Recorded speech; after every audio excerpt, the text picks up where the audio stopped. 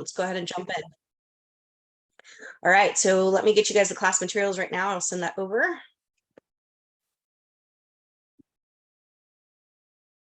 So today we are going to focus the next hour on talking about expired listings. Oops, there's Ted Parkins jumping in. Expired listings. And so working the expireds, it is a viable lead source. I've coached a few people that have this as their funnel. It's not for the faint of heart. You have to get mentally tough. You have to be willing to eat rejection for breakfast. And these sellers are coming out of a potentially 6 months or 8 months or 9 months or however long relationship where the relationship failed. And so you have to be aware of that their frustration is not aimed at you. It's aimed at the fact that they were promised something that failed to happen. And so maybe some of it was them not taking accountability. We know that some sellers can be very difficult, but some of it could be the agent just not doing a good job too. So, I've had listings expire. It happens. You stay in this business long enough, it's going to happen. But what we want to teach you today is how do you cultivate relationships with expired listings that turn out positive. So let me go ahead and do a share screen with you guys. Hopefully my internet is okay today. Yesterday I was having issues with my internet, so hopefully today is okay. All right, so let's jump in. So what we want to do today is with any of the momentum classes, we want to teach you guys a proactive approach. And as I've said before, the word proactive just means to produce action, right? That is the root of the word, is to produce action. And, we talked about that yesterday in the mastermind, is like, really, this business is not, we want to make it complicated, but it's hard. I'm not going to say it's not hard, but it's very simple in the fact that there are certain activities that we need to do at a high level of consistency to have the results that we want to have in our business. And so working expireds might be one of those things. And you might take this class and say, not for me, and that's okay too. So, but it is something to explore, is it a funnel for you or a pillar in your business? So we want you guys to increase your confidence, to be confident enough that you want to consistently call expireds. And then of course that is to increase our revenue. So we have the expireds. You guys could set yourself up. I would do it if you're farming. I would definitely have myself on an expired MLS search. So I know that properties that expire in my farm area. You could also do it in your neighborhood, right? And pay attention to that. Or just pick a zip code and check it every day and look for new expireds. So we're talking about new listings. We're obviously focusing on sellers. And then what do we need to have? And we'll dive into that a little bit more. So the financial consequences. And so when we look at converting, right, conversion, or just being a lead generator. So if we look at the first phase one of an agent, which I think most of you are phase one, we had 45 weeks of the year that we worked, and we did 50 dials a week, which right now with the inventory the way that it is, you might not have 50 new expired listings. However, I have coached some agents that have had success go back 3 to 5 years and pull expireds. If they're, if they failed to sell then, do they still have an interest in selling? And now those people aren't as angry as the person who just expired last week. So having a goal of setting 50 calls a week, that gives you 2,250 calls per year. And if we get 15% conversion on that, that gives us 338 conversations. If we were only able to set 7.5, which is pretty conservative percent of that, that's 25 appointments. If we only got 18 meetings, right, that we had some cancel on us, and we were able to convert at 50%, which most people, the national average is about 65% is the conversion rate. If you tell me your conversion rate's 99%, I'm going to tell you you're not going on enough listing appointments, right? Because you're only going to list your family and friends. And so I actually know someone in the industry who wants to push his conversion rate down. And why is that? Because that says that he's going on more appointments. He's face to face with more people. And so I would think all of us, if you could get in front of someone and have a meaningful conversation, I think you should be able to hit a 50% conversion. So that's 9 additional listings. And if here in Phoenix, about 75% of the inventory sells every year, even in a hot market, there's still properties that don't sell. So we would change that to 75%. So that's going to be about 8 listings that would sell. And if our average commission right now is what, about $9,000? What's 9 times 8? Anybody could do that math in their head? It's about $72,000 GCI. I don't know about you, but that's pretty good. It's pretty good to add to your bottom line an additional $72,000 just by following this plan, right? Just by knowing that if I want to commit to 50 calls a week, 50 reaches, talking to 50 expireds, if you pulled the whole city, you probably could find 50 expireds every week that you could do. All right, so the no do have of an expired phone call. So we have the call, right? We're going to go through some of these dialogues. I'm not necessarily going to read all the scripts to you, but I'm going to highlight what, that we do have scripts in there that you need to practice, right? They need to become a part of your DNA. When we watch a really good movie, if an actor hits the script really well, you don't even realize that they're acting, right? Because they just become the role. And there's some actors who actually do the methodology, which is where they become the person, right? Before the movie even starts, before they even start recording the movie. So, or filming, I guess I should say. So practicing the dialogues, right? Knowing what those are. The best way to convert is to have a good, strong dialogue that you can say without even having to think, okay? And then obviously we want to have some tracking. We're going to go over the pre-listing questionnaire, which you guys get in this class and a couple classes, additional classes. On page 5 of the materials, there's a reference to a company called the Red X. Red X is a company that sells you contact information. They do scrub it, and then they tell you which people are on the do not calls, et cetera, et cetera. The note, I have a note here that it's $60 a month. I think the price has increased. I don't think that's accurate anymore. And so if that's something, if you feel like you are the type of agent who wants to make those types of cold calls, the Red X is a great resource. They'll actually even role play with you as well, but don't go spend money on something that you're not actually going to do. Okay. Because we always want to think about leading with revenue. And there are other ways to contact expireds without, without buying the Red X. So why do we want to call an expired? So because 90% of them still have a desire to sell, right? They still have a reason to sell. And so we want them to know you, right, to find out if you're a viable option for them. So the answer, because they gave 6 months to an unproductive relationship, and they were promised something that on the front end that didn't happen, right? And so we have to be mindful that their irritation is not necessarily directed at you. And so if you look at, I have it on the slide, I don't.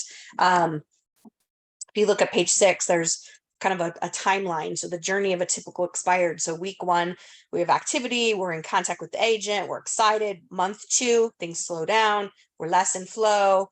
We feel rejected. Month 3, limited activity, little contact from the agent. Now they're feeling depressed. By 6 months, no activity, no contact from the agent, and now they're just angry, right? And so your goal is to get through the phone call, is to have a test drive, set the appointment, get a test drive to see if your value proposition is different, right? And that you might be a viable win-win option for them. So the main purpose of the call is to add value, right? So top listing agents get mad. They're mentally tough. They're absolutely committed, and they're detached from the outcome. If you don't have a copy of it, I would encourage you guys to get a copy of The Greatest Salesman in the World by Og Mandino and read the chapter that says, I will greet this day with love in my heart before you do your prospecting. Because he says in there that for every no gets me that much closer to the yes, and that who can say no to my goods when he hears the love in my voice. And so I'm paraphrasing. That's not exactly what he says, but you get the point. So that's a great little chapter to read before you start doing your prospecting. You have to be detached from the outcome. And I say don't end your prospecting on a call where someone hangs up on you and tells you that realtors suck. Because tomorrow, Kristen, when you're supposed to be doing expireds, you're not going to feel very wowed to do that, right? So even if it's a voicemail that you leave or someone doesn't answer, try not to end your prospecting times on somebody hanging up on you, okay? We're going to go through some of the most common things that sellers say to you when you call an expired. So getting on the right channel. So warm up, right? You read the book, review your mission, review your core values, review your vision, right? Why am I doing this? What's my purpose? Know your why. Review your core beliefs, which we're going to go over some that we give you in momentum. Then rehearse the scripts, right? Practice the scripts. Visualize the outcome. What is it that I want to have happen as a result of making these calls, right? Or however we're reaching out to them. I know some expireds don't have phone numbers, so you could certainly do something in the mail. Right, take something to them in the mail, or like I said, if you want to buy the Red X, you certainly could do that as well. So during the call, so your energy is key. So if you want to stand up, right? I always like to pace when I'm negotiating, or sometimes even just talking on the phone. I like to walk around, remain an upbeat and positive and confident attitude. We don't want to get into the sing song or the cheerleader mode, right? So we just want to maintain that positivity, that confidence, but not being cocky, right? Not being overly aggressive, just right in the middle, the sweet spot. We want to be genuine, right? That we want to help people, right? You guys hear me say this, that we are servants. We are here to serve, and what we serve is their real estate needs. We don't want to sound desperate and come across with commission breath. As my friend Julie Tim says. And so again, finding that balance there that we're confident. And then you want to stay hydrated, right? Your brain's approximately 80% water. So we want to make sure we stay hydrated. And it's amazing when I go to conferences, how like tired you are afterwards, even though you're just sitting on your butt all day, but because you're using your brain's a big muscle, right? And then lastly, after each call, we want to evaluate, rate the call on a scale of 1 to 10. How did it go? What could I have done differently to make it a 10 plus? Review the scripts, rehearse out loud. And then, so what did I learn? I'm going to release, right? I want to let it go because tomorrow's a new day. I want to rejuvenate and then refocus. Okay. So after each call, and then, try to find a quiet space. If you guys are doing it, this is at the office, there's conference rooms you can go into, maybe make a little sign that says, don't interrupt me, I'm prospecting, right? If you're doing it at home, try to have a quiet space where you're not being interrupted and that you can stay in that flow.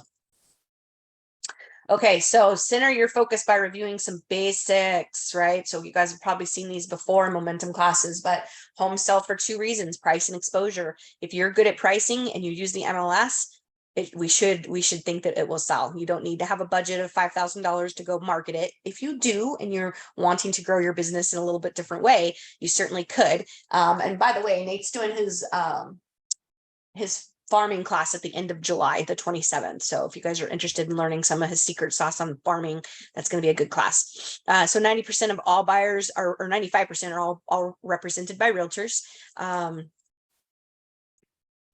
Homes sell in all 4 quarters, right? We've heard that before, right? Is that homes don't sell. Now here in Phoenix, is July typically a little bit slower? Can be because it's hot and people are on vacation, right? So it can be, but there's still homes that sell. And if you want to challenge yourself, go to the MLS and pull up how many houses are pending right now, how many are under contract, and that's a good mental shift for you because there are homes under contract. Pricing homes is neighborhood specific. My approach is intentional and proactive. We must start with the appropriate plans and strategies. We'll talk more about that. Cost is only the issue in the absence of value. And so when you sit across the table from someone and you're asking them, sorry, I'm having a little allergies right now. You're asking them to pay X apples. You need to ask yourself, am I delivering value that warrants X apples?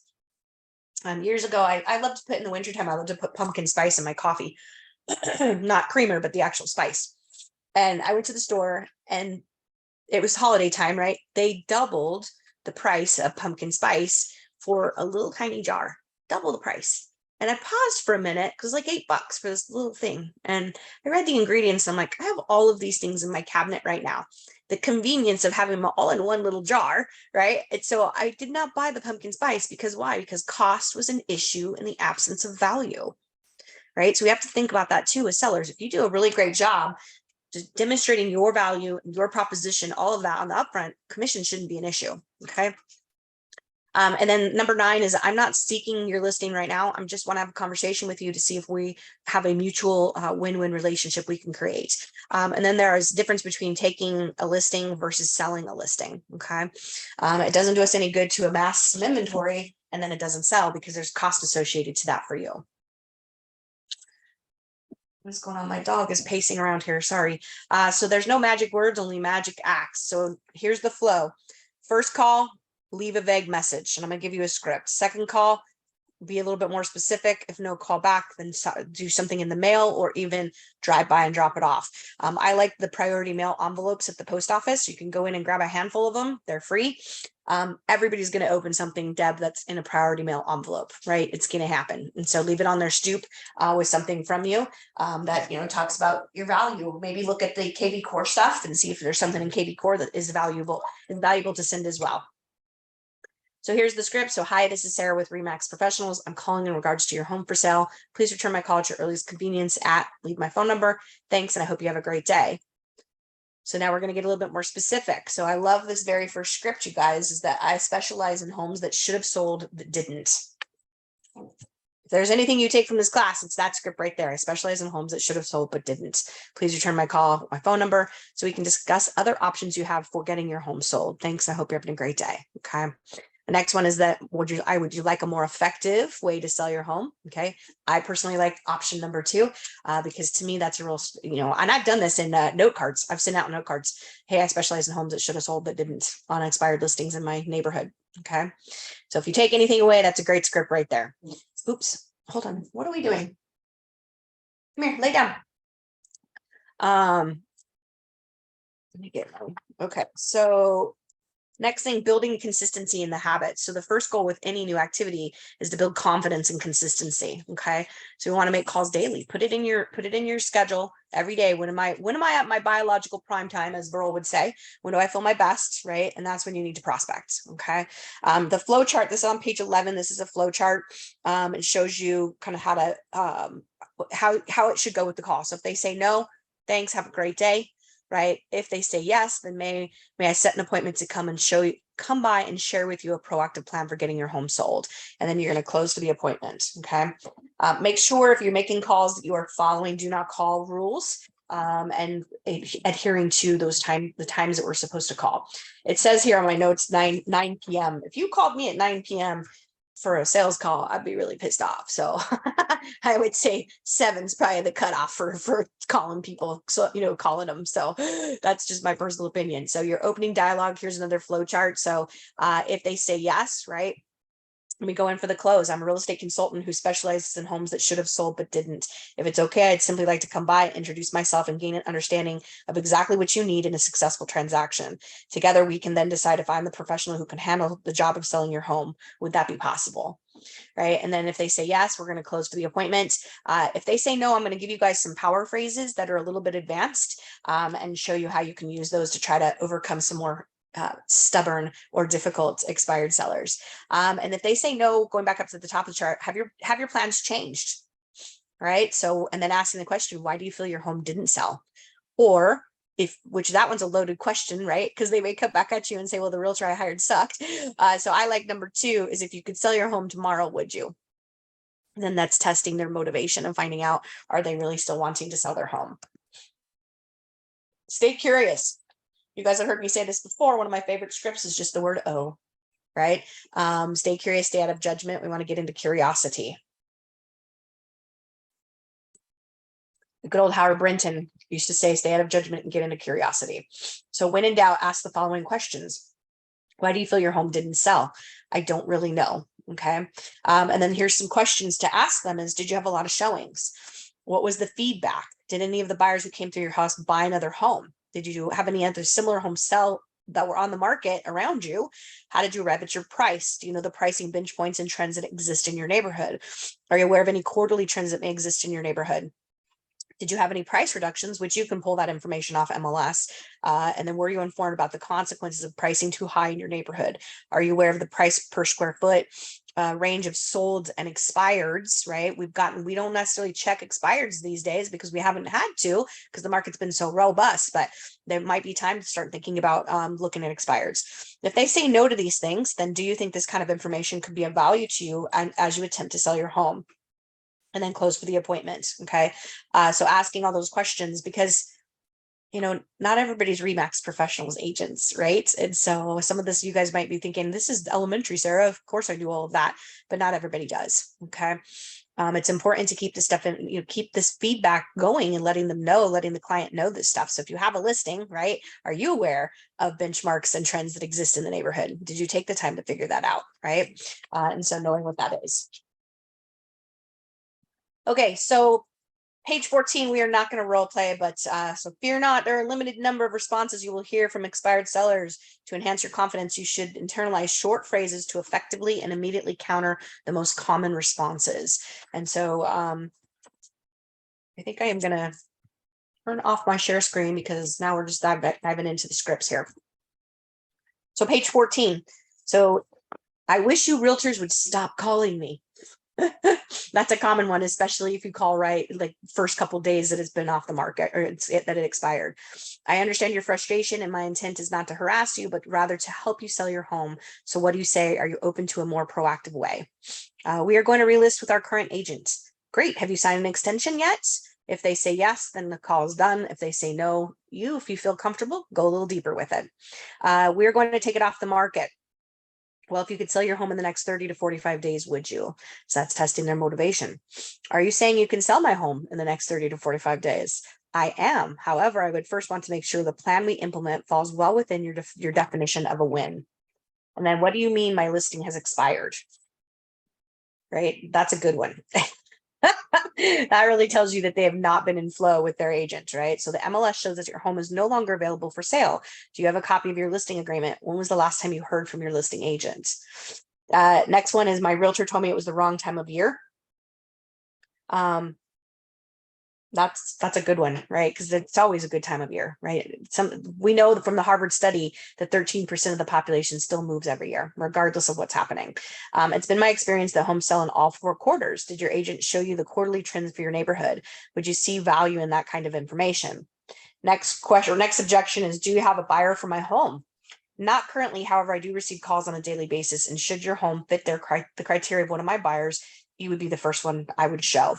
You don't want to lie, right? You definitely want to have a buyer if you have a buyer. If you don't want to lie. Okay.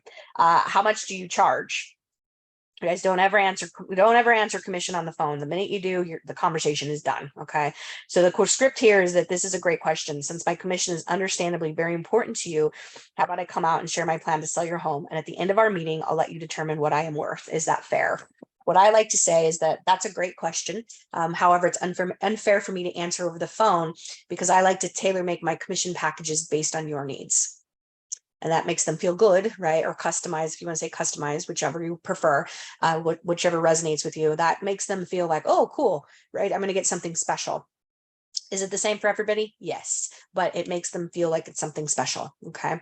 Will I discount commissions? Sure, I have in the past. I try not to, right? Because I know my value and I know what my time is worth. And I know that, yes, some transactions are easy and other transactions are not. And the fact that we have a $5,000 E&O deductible, should you knock on something happens, right? And you get sued in a transaction. If you've taken anything less, you've just written yourself a check, right? And so we don't want you to have issues, obviously, but we definitely want to be thinking about what's your value. If you're saying yes to something, you're saying no to something else. And typically that's our family and the people we care about. And so why not charge what you're worth? Okay. This is a hard business and we work hard. And so know what your value is. Okay. One of the way Nate handles commissions is well, so-and-so will do it for less. Some agents do. And just roll on, right? Some agents do. You are not allowed to advertise commission in our company, which is a good thing. And of course, I can't really advocate or tell you what you should be charging, but know your worth. Okay. Know your worth and get comfortable with asking for that. All right, page 15. So here's some more scripts. So the advanced dialogue. So these are power phrases, and some of you might not be comfortable with these, and that's okay, but they're designed to be a little bit more aggressive or direct, especially if we've got somebody that's stubborn. So when all seems lost, go with one of the following power phrases. You should never say no until you know what you're saying no to. There are many opportunities available you never knew existed. Worst case scenario, you'll find out exactly why your home didn't sell and receive a specific plan on how to get it sold. Who knows, we might just find out we speak the same language. Wouldn't it be worth an hour of your time to see if there might be a better approach to getting your home sold? At this point, what do you have to lose? I don't love that one. You gave your previous agent 6 months. How about giving me 1 hour? I wouldn't be calling you if I didn't think I could help you. So what do you say? So you can, if you really want to go for the power, you can try stacking all of those together and not giving them an opportunity to respond. And so that takes a little bit of commitment to memorizing these things. And some of you, like I said, may not be comfortable, but wouldn't it be worth giving me an hour? I mean, that's kind of it's kind of cheeky, but it might get someone's attention, right? Especially if they're being stubborn. It might, cause them to be like, oh, you're right. I'm being stupid or I'm being silly. Let me give Deb an hour, right? So practice, right? I had an agent take my classes and she recorded herself reading the scripts and then listened to it as she was driving around. I'm like, that's pretty smart, right? I love that. I don't love hearing myself, but that's a good way to practice your scripts, right? Is to record them and just listen to them while you're driving around in your car. Page 16. So some of these are going to get repetitive. So this is basically just taking all those scripts and putting it all together. So I'm not going to reread it to you guys because it's exactly what I just read. So the ABCs, what does that stand for?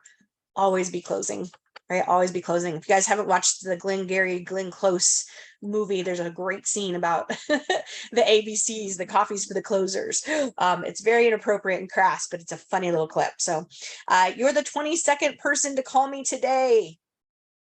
Okay, so, well, I understand that understand that I believe in being very intentional and proactive. I'm excited about helping you I'm excited about helping people such as you whose homes should have sold but didn't. I wouldn't be calling you if I didn't think I could help you. So would it be worth an hour of your time to see if there's a better approach to getting your home sold? Worst case scenario, you'll find out exactly why your home didn't sell and receive a specific plan on how to get it sold. You gave your previous agent 6 months. I'm only asking for 1 hour. What do you say? And at this point, what do you have to lose? Okay.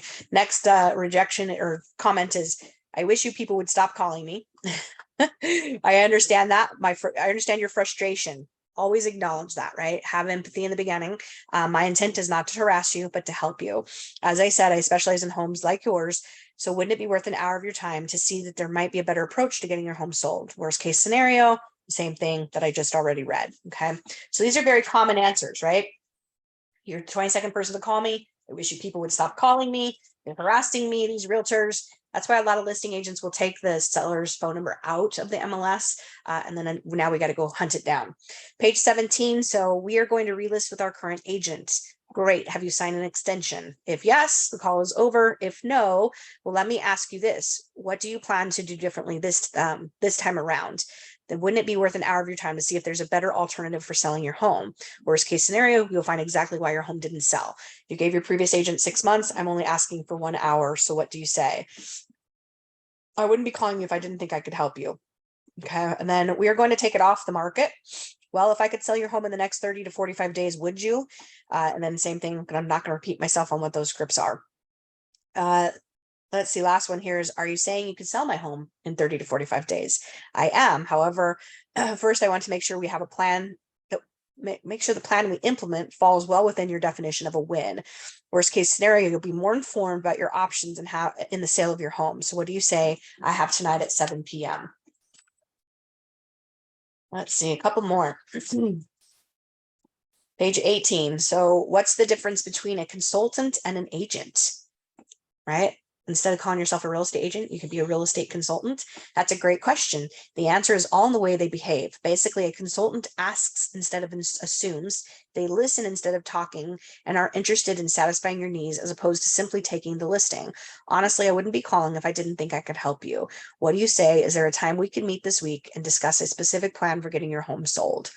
I love that. Right. It's a very professional script. So that's on page 18. What do you mean my listing has expired? The MLS shows that your home is no longer available for sale. Do you have a copy of your listing agreement? How long has it been since you had contact with your agent? It seems to me it might be worth an hour of your time to discover a more proactive approach to getting your home sold. Worst case scenario, you'll find exactly why your home didn't sell and receive a specific plan on how to get it sold. You gave your previous agent 6 months and I'm only asking for 1 hour. So what do you say? I wouldn't be calling you if I didn't think I could help you. At this point, what do you have to lose? My realtor told me it was the wrong time of year. Been my experience that homes sell in all 4 quarters. Did your previous agent share with you quarterly trends for your neighborhood? Would you see value in this kind of information? Then wouldn't it be worth an hour of your time to meet with me so you don't waste another 6 months? I mean, anyone telling you that is the wrong time of year without showing tangible proof is not a very accountable professional. So what do you say? I have 7 p.m. tonight.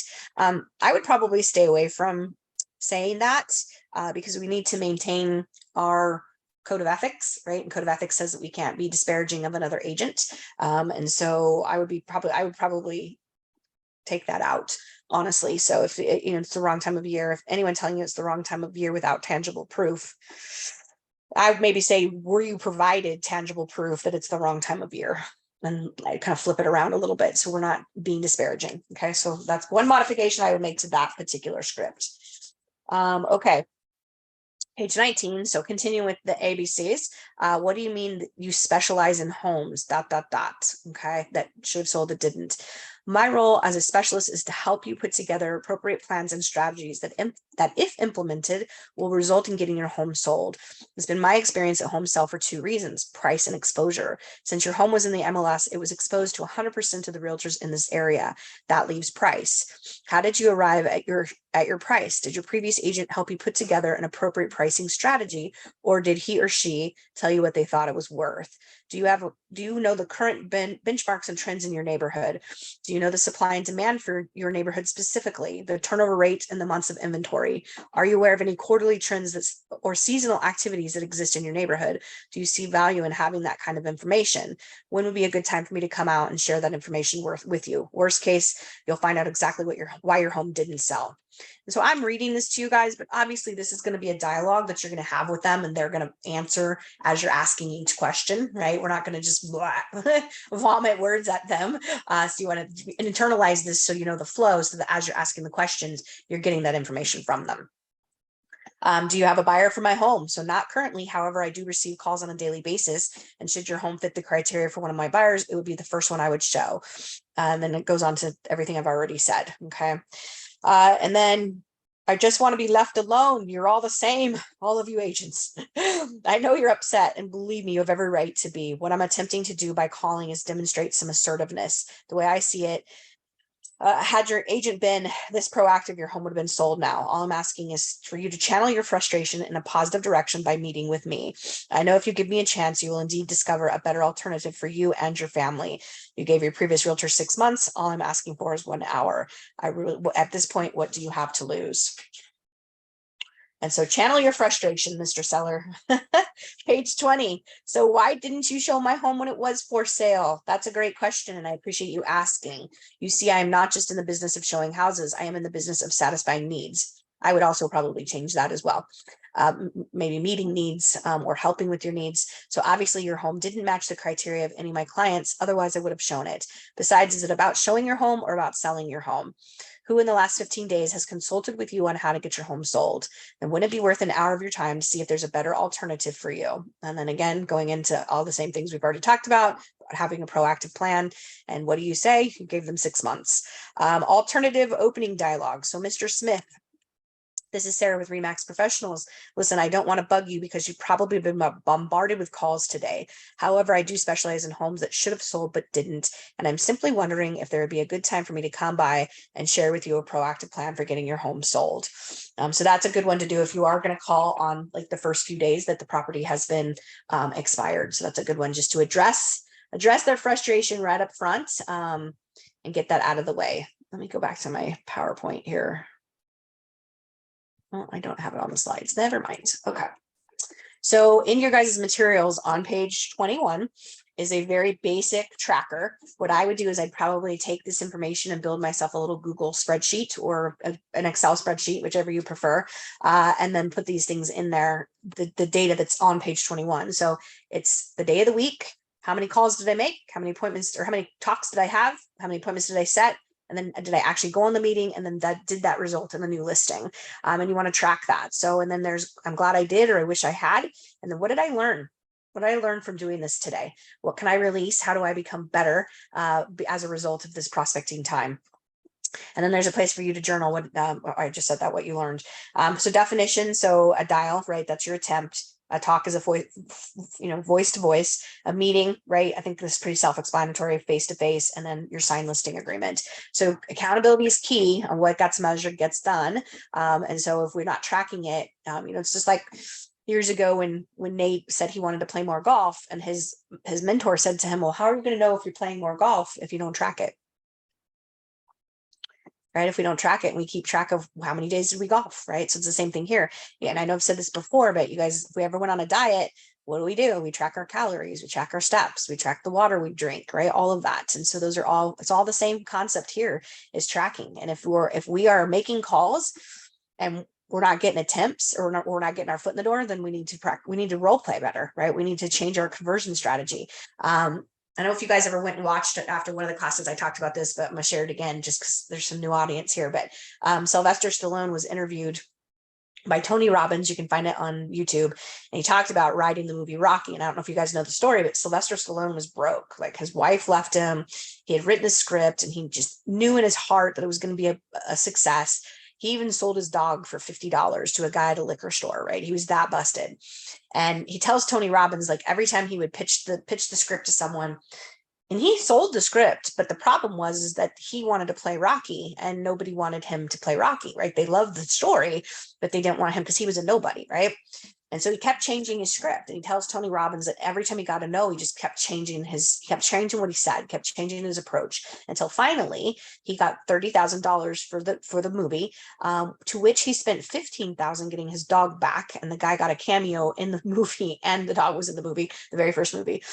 So he just kept hanging on, right? It's a great story, and I'm not doing any justice telling it, so go listen to it. But I love it because he just kept changing his strategy. Every time he got a no, he doubled down, right? He just kept going for it. So it's the same thing here. How bad do you want listing inventory? Can you learn these scripts and dialogues and keep changing it and keep going after it until you get the yes, right?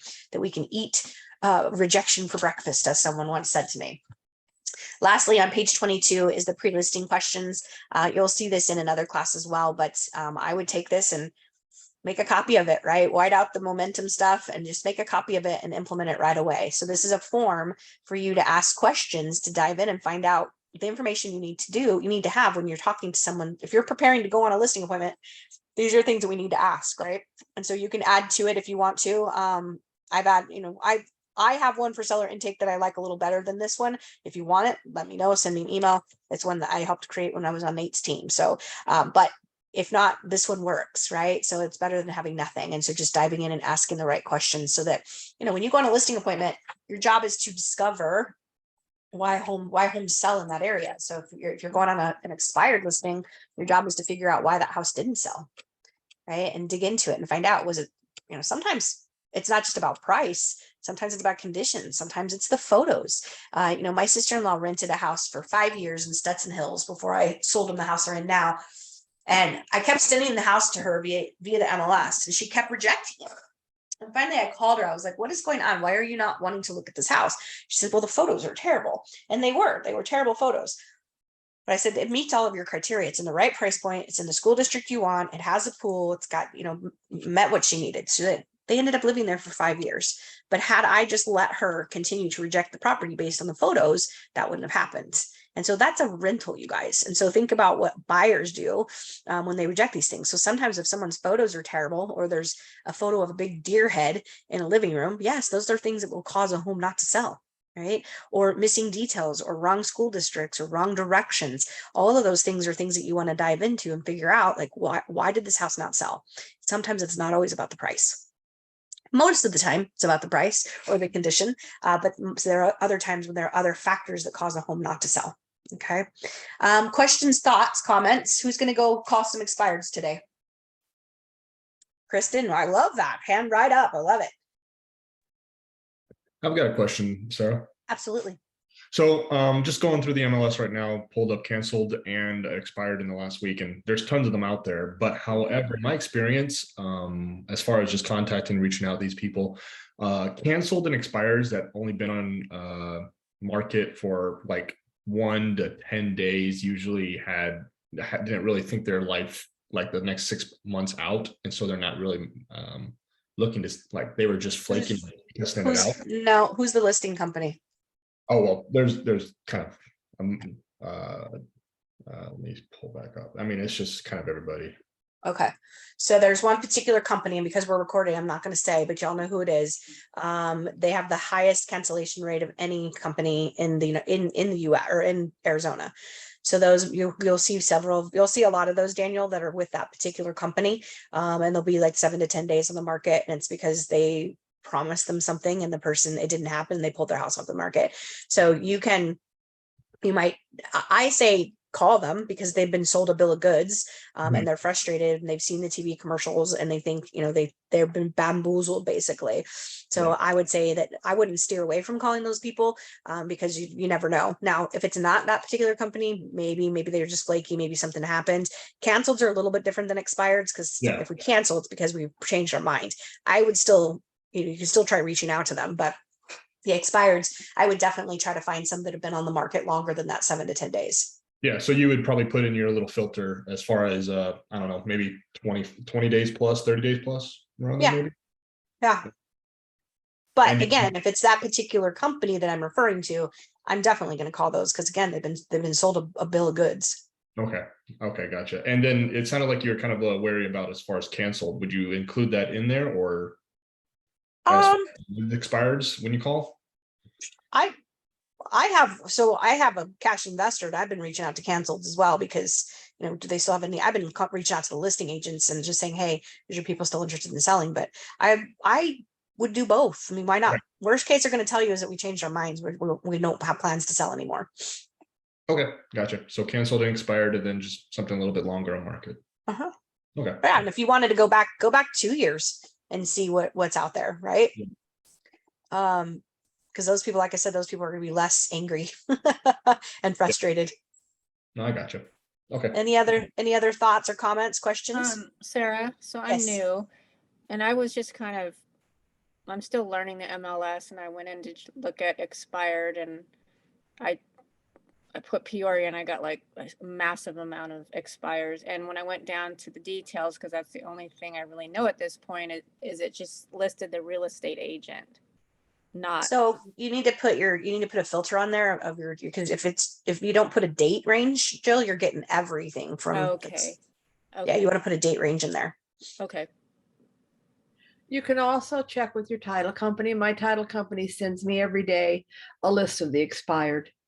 I don't know if is that something Jody offers at Title I Alliance? don't know. I don't use, I use security. Okay. But no, I get a list every day of everything expired and canceled. Interesting. Yeah, it's on a spreadsheet and it's got, name, phone number if there's one, who the agent Wow. was. Okay. Yeah, I don't know if that's something that Jody offers or not. That's an easy way to do it. A For lot sure. less time consuming. For Okay. sure. Is it scrubbed against the do not call? I don't know. Okay. Possibly. I honestly don't know, but I get it every day. All right. So then are you gonna make phone calls? And You're gonna call some? I have. Okay. Good. Okay. Well, now you all have a plan and scripts to do it. So let's go crush it and get some inventory. So just remember, you got to be mentally tough, right? Because they might hang up on you. They're frustrated, right? So we want to just make sure that we don't take that personally, because it really has nothing to do with you. So practice your scripts. Okay, you guys. So next week we're doing the open house class, and then we'll be kicking off Momentum first week in August, starting with the first class of the series. And then Thursday we have our office meeting. So make sure you guys put that in your calendar. 8:45 at We Serve. We have a panel of agents that are going to be talking about their best tips and tricks. It will be streamed on Zoom as well if you can't physically be there. The in-person mastermind is not going to be streamed on Zoom. So if you want to participate in that, you'll need to be there. But it's going to be a good meeting with some great content, and then we'll be giving you guys more details about the month of miracles as well. So because we've got a big event planned again for this year. So all right, that's all I have for you guys today. If you need anything, reach out. Otherwise, I will see you hopefully in person on Thursday. Sarah, Yes, ma'am. do we get copies of the PowerPoint that you had for the Do you class want the today? PowerPoint? I sent you the class materials. Do you want the PowerPoint too?